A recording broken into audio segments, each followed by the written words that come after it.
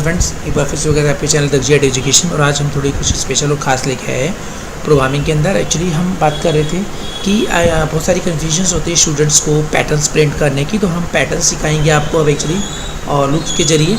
तो किस तरीके से हम पैटर्न्स प्रिंट करवाएंगे, कैसे प्रिंट्स होते हैं, कैसे वो वर्क करते हैं, तो पैटर्न्स के बारे में थोड़ी जानकारी लेते हैं। तो पैटर्न्स एक्चुअली देखा होगा कई तरीके के जो स्टूडेंट्स के जैसे BCA CS वगैरह के सेमेस्टर्स एग्ज़ाम्स होते हैं, उसमें कई तरीके के उनके अंदर पैटर्न्स प्रिंट होते हैं। और जैसे नीट का O लेवल और A लेवल हो गया, तो बच्चे वहाँ पे C प्रोग्रामिंग करते हैं, तो उनके अंदर कई तरीके के पैटर्न्स आते हैं जो स्टार तरीके से होते हैं या 1 2 3 होते हैं। उन तरीके के पैटर्न्स एक्चुअली उन्हें प्रिंट करवाने होते हैं। तो आप हमारी जो क्लासेस वगैरह स्पेशली चलेगी वो पैटर्न्स के ऊपर चलेगी, तो मैं थोड़ा पैटर्न्स के बारे में आपको बताने वाला हूँ।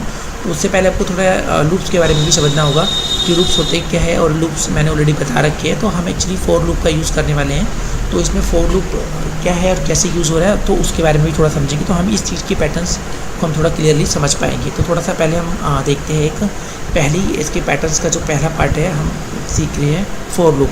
फिर दूसरे पैटर्न में हाउ टू प्रिंट पैटर्न, तो उसमें हम पैटर्न सीखेंगे।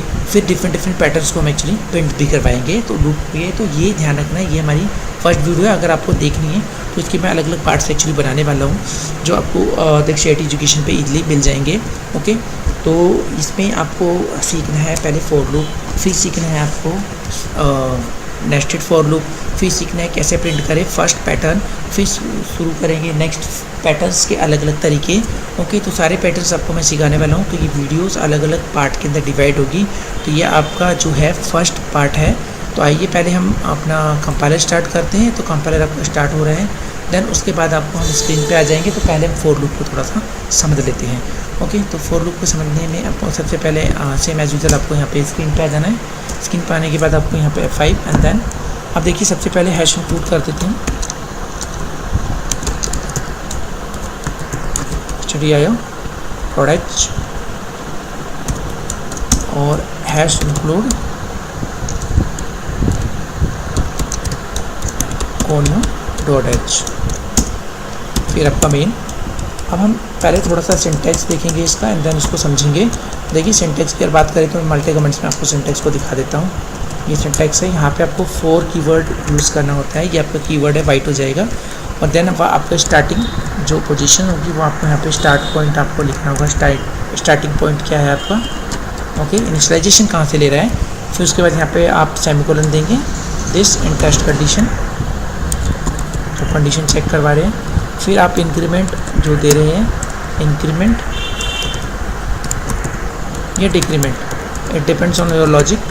उसके बाद यहाँ पे इसे बंद करेंगे, कर्ली ओपनिंग ब्रैकेट करके कर्ली क्लोजिंग कर देंगे। और यहाँ आपको स्टेटमेंट जितनी लिखनी, 1 लाइन 2 लाइन 3 लाइन 10 लाइन, वह आप लिख सकते हैं यहाँ पे लाइक दिस। तो 4 के पैरेंथेसिस लगा के starting point that is your initialisation point, test condition, semicolon, increment या डिक्रीमेंट, पैरेंथेसिस बंद, कर्ली ओपनिंग ब्रैकेट और स्टेटमेंट्स। आप एक दे या बहुत सारी स्टेटमेंट दे, कोई फ़र्क नहीं पड़ता, ये लॉजिक पे डिपेंड करता है। ओके, तो अभी हम देखते हैं फॉर लूप में छोटा सा एग्जांपल। ओके, तो ये तो आपका सिंटैक्स हो गया। अब यहाँ पे हम डिक्लेरेशन कर लेते हैं। आपने इंट लिया, नम लिया और यहाँ पे आपने 10 ले लिया। ओके, एंड देन आई ले लिया। ओके, तो ये आपके 2 वेरिएबल्स हो गए जो हम एक्चुअली यूज़ करने वाले हैं। फिर हमने क्लियर स्क्रीन कर दी। फिर यहाँ पे हम फॉर लूप चला रहे हैं। ओके, तो for i equal to 1 semicolon i less than equal to num semicolon और i प्लस प्लस। तो देखिए मैंने तीनों स्टेटमेंट एक साथ इसके अंदर लिखी है। फॉर के अंदर स्टार्टिंग पॉइंट यानी वो 1 से शुरू करें, टेस्ट कंडीशन वो 1 से लेके 10 तक जाए, i less than equal to नम लिखा है तो i 1 से है तो जाएगा कहाँ तक, वो 10 तक जाएगा। i प्लस प्लस हर बार एक वैल्यू की इस करेगा यानी बढ़ाएगा, इंक्रीज यानी बढ़ाएगा एक वैल्यू ऑलवेज।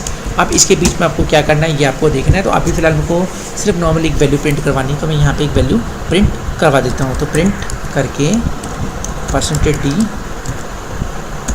/n और यहाँ पे हम दे देते हैं i को। तो ये आपकी जितनी भी सारी वैल्यूज़ है वो आपको यहाँ पे दिखा देगा। तो मैं आपको रिवर्स काउंटिंग भी प्रिंट यहाँ पे दिखाऊँगा अभी करके। आप देखिए यहाँ पे आप गेट ch दे देते हैं। मैंने गेट ch दे दिया यहाँ पे, मैंने इसे कंपाइल करा और रन कर देते हैं। तो देखिए 1 से लेकर 10 तक की काउंटिंग प्रिंट हो गई है। ओके, तो इस तरीके से हम एक्चुअली फॉर लूप यूज़ कर रहे हैं। अब बात कर लेते थोड़ा कि अगर मुझे इसी लूप की हेल्प से रिवर्स में काउंटिंग करवानी है। देखो लूप को थोड़ा अंडरस्टैंड करना है, तो अगर रिवर्स को आप स्टार्टिंग पॉइंट और इंक्रीमेंट डिक्रीमेंट को समझ जाते हो तो आप सारे फेज समझ जाओगे, बहुत डिफ़िकल्ट नहीं होगी करना कोई भी चीज़ आपके लिए। अब मैं इसी को एक्चुअली कॉपी पेस्ट भी कर लेता हूँ, तो मैं इसे कॉपी पेस्ट करने जा रहा हूँ।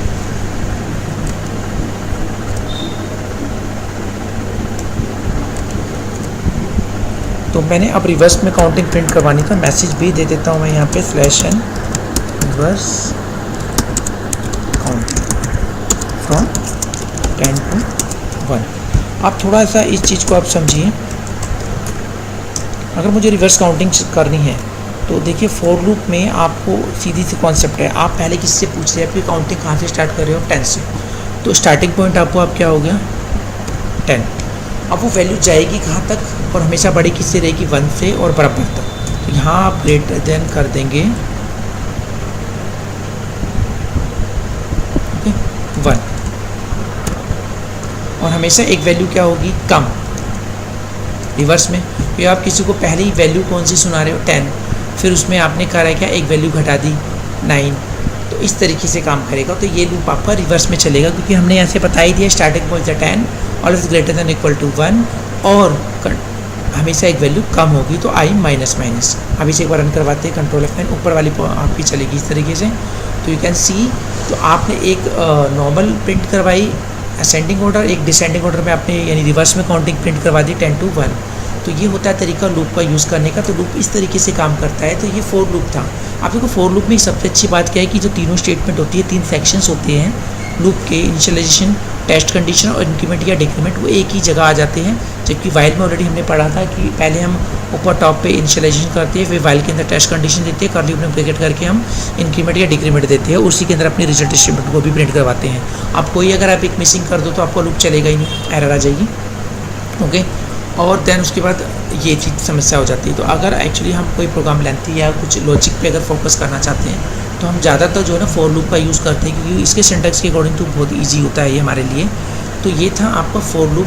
तो आज आपने सीखा कि क्या होता है फॉर लूप, ओके, और किस तरीके से काम करता है फॉर लूप। ओके, तो ये हो गया आपकी फॉर लूप। अब हम सीखेंगे नेक्स्ट क्लास में इसी के सेक्शन में कि कैसे यूज़ करते हैं हम नेस्टेड फॉर लूप, कैसे काम करते हैं नेस्टेड फॉर लूप, कैसे लगाएंगे आप नेस्टेड फॉर लूप सी के अंदर। तो वो सारी आपको मैं समझाने वाला हूँ नेक्स्ट वीडियो में। ओके, तो फिर मिलेंगे एक नेक्स्ट वीडियो। ध्यान रखना ये हमारे पैटर्न्स की कैटेगरी में चल रहा है। तो पैटर्न का फर्स्ट पार्ट, पैटर्न का second part, nested for loop, फिर पैटर्न का एक एग्जांपल, फिर बहुत सारे एग्जांपल्स। ओके, तो सारी वीडियोस के आप देखेंगे, आप ऊपर वीडियो का सेक्शन जरूर देख लीजिएगा और ये इसमें प्लेलिस्ट में जाके आप इस वीडियोस में सी की प्लेलिस्ट में आप देखिएगा और ये सारे आपको वहाँ पे दिख जाएंगे। Okay, thank you very much, have a nice day.